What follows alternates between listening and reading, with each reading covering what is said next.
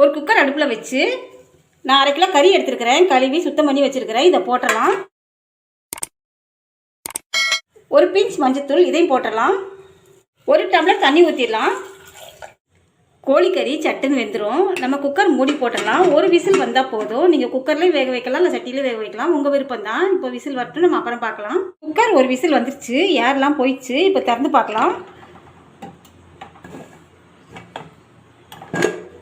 இப்போ இது கொஞ்சம் ஆறட்டும்.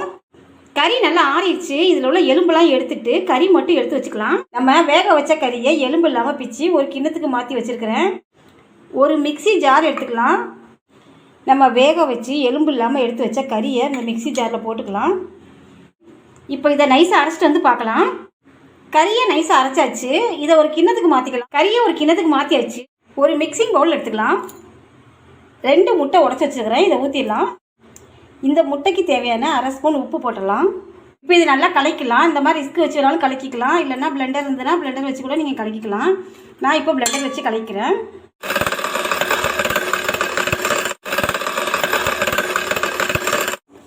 இப்போது இன்னும் ஒரு 3 நிமிஷம் நல்லா கலக்கலாம். இப்போது நல்லா கலக்கியாச்சு. இப்போ இது ஒரு ஓரமாக இருக்கட்டும். நம்ம கலக்கி வச்ச முட்டையில் இந்த கறியை போட்டலாம்.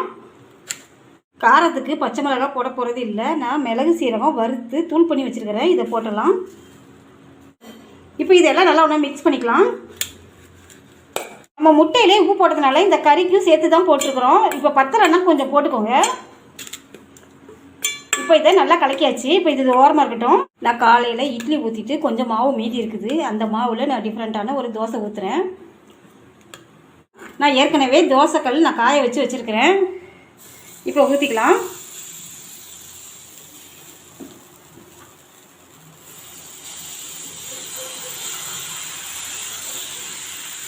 நீங்கள் நைஸாக வேணாலும் ஊற்றிக்கலாம், இல்லை திக்காக வேணாலும் ஊற்றிக்கலாம். உங்கள் விருப்பம் தான். 1 ஸ்பூன் எண்ணெய் ஊற்றிக்கலாம். நீங்கள் என்ன வேணாலும் ஊற்றிக்கலாம், நெய் வேணாலும் ஊற்றிக்கலாம். உங்கள் விருப்பம் தான். தோசை ஊற்றி ஒரு 2 நிமிஷம் வெந்த பிறகு நம்ம கலக்கி வச்சுக்கிற முட்டையும் கறியும் அந்த பேஸ்ட் எடுத்து இதில் வச்சிடலாம். இப்போ இதில் அப்படியே நல்லா தடவி விட்டுடலாம். இப்போ இதுக்கு மேலே கொத்தமல்லி இப்படி லைட்டாக தூவி விட்டுக்கலாம்.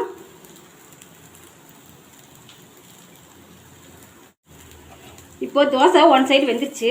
இப்போ இதை நம்ம மெதுவாக திருப்பி விட்டுடலாம்.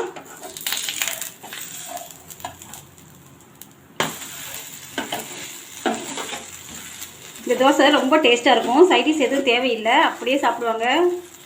நம்ம கறி ஏற்கனவே வேக வச்சிட்டோம். முட்டை சட்டுன்னு வெந்துடும். இப்போ மறுபடியும் திருப்பிடலாம்.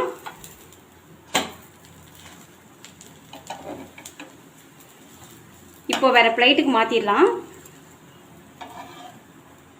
இப்போ இன்னொரு தோசையும் ஊற்றிடலாம். இப்போ 1 ஸ்பூன் எண்ணெய் ஊற்றிடலாம். இப்போது முட்டையும் கறி அந்த கலவை எடுத்து வச்சிடலாம். இப்போ இதை நல்லா தேய்ச்சி விட்டுடலாம். இப்போ இதுக்கு மேலே கொத்தமல்லி இப்படி லைட்டாக தூவி விட்டுக்கலாம்.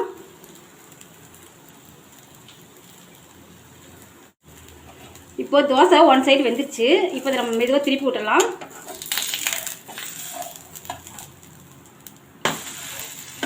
இப்போ மறுபடியும் திருப்பிடலாம்.